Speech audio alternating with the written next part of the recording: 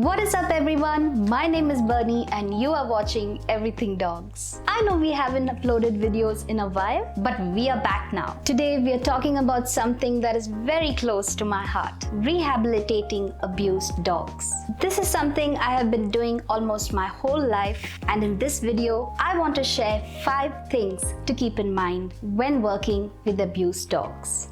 Before moving forward, I just wanted to thank you all for subscribing and engaging with the content that we are putting out. We are almost at 1,000 subscribers, guys. So please continue sharing our videos with your friends and family. We really appreciate it. Please also follow us on Instagram, where I post fun content about my dogs and the dogs I care for. So a couple of weeks ago, it just so happened that a new indie dog started visiting our home. We named him Shaggy because he and Scooby seemed to be very good friends.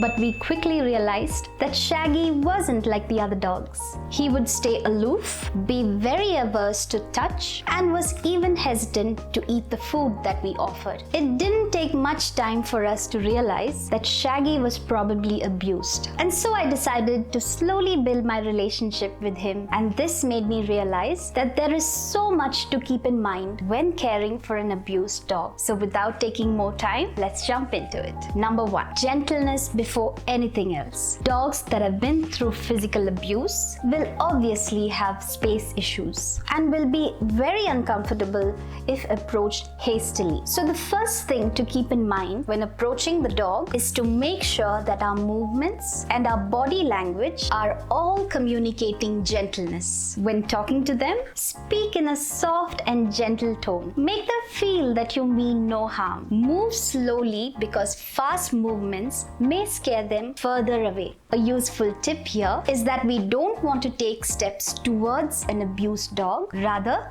lower yourself into a kneeling position so you meet their eye level, and then open your arms and beckon them towards you. It is far more healthy for the dog to approach you than for you to approach them. Now, this in itself is a big step and can take time, so be prepared for that. You will need to be patient and consistent in order to see progress.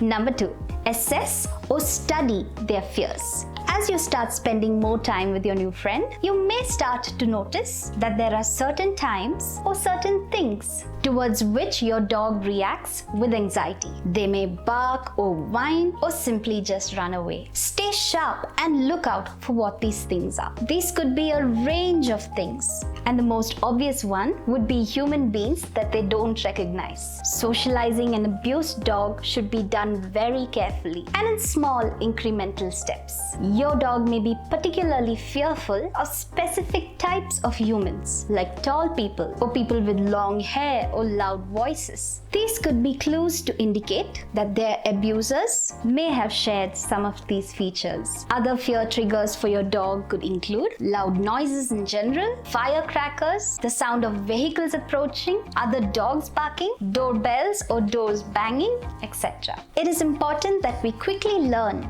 their triggers so we are better prepared for such situations and preferably avoid them as far as possible. I also want to mention here that the breeding industry in India is a big contributing factor to the abuse of dogs in India. I've actually made a video on that subject, and if you haven't watched it yet, I'll leave a link for you guys right here. Please do check it out. It can be quite the eye-opener. Number 3, prepare your dog's safe space. This may sound weird, but often abused dogs that are confined to cages can start to see crates and other small spaces as safe places for them. It is a known quantity and can be a safe haven when things are getting too overwhelming. Remember, this is a spot that only your dogs should have access to. Think of it as a no human zone. So it is worth reserving a corner in your room, or maybe even setting up a crate for your dog. You may find that sometimes your dog just maybe wants to have the option of retracting into their safe space. This is a normal part of their healing process. Make sure that the crate is big enough to allow your dog some movement. They should be able to stand, stretch, or turn around. So make sure that both the height and the length of the crate is appropriate. Number 4, Find a good vet and normalize hospital visits. Dogs from neglected situations often have multiple medical problems, and so it is very likely that an abused dog may require frequent visits to the vet. So it's important to make sure that you find a vet who you trust and who understands the right way to deal with abused dogs. You may need to do some research here. Once you have done this, try your best to make the trips to the hospital as enjoyable and fun as possible. If on the first trip your dog is showing signs of anxiety, it may be worth moving the appointment to a different day and give your dog more time. If the situation is dire, try your best to be calm yourself, and this may help your dog to be calm too. But overall, work towards making these trips fun and less stressful for your dog. If you are unsure about when to take your dog to the vet, maybe watch the video I made on identifying if your dog needs medical attention. The link should be right here for you guys. Number 5.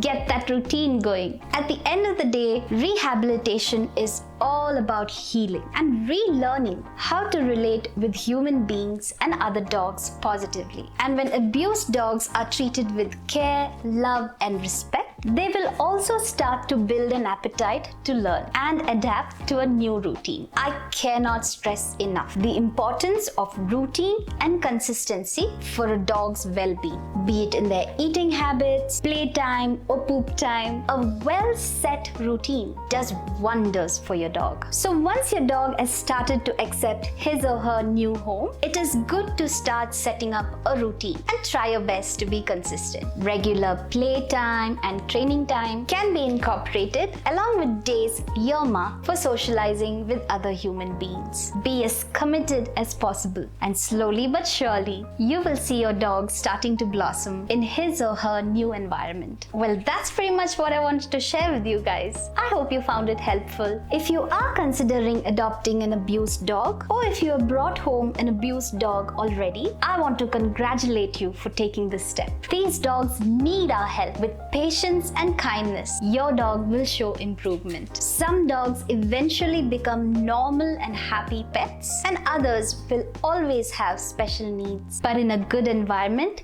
they too can be happy and healthy. The speed at which your dog improves will vary, and while you may see improvement one day, don't be discouraged if your dog reverts to bad behavior on the next day. You will see an overall improvement, and it's rarely a straight road to rehabilitation. But all things considered, there is nothing more rewarding than knowing that you're given an abused dog a chance to live in a happy home and a loving environment. I'll keep you guys posted on Shaggy's progress, so make sure to follow my Instagram for those updates. If you like this video, drop a like, share this video with your friends, subscribe to our channel, and I'll see you guys in the next one.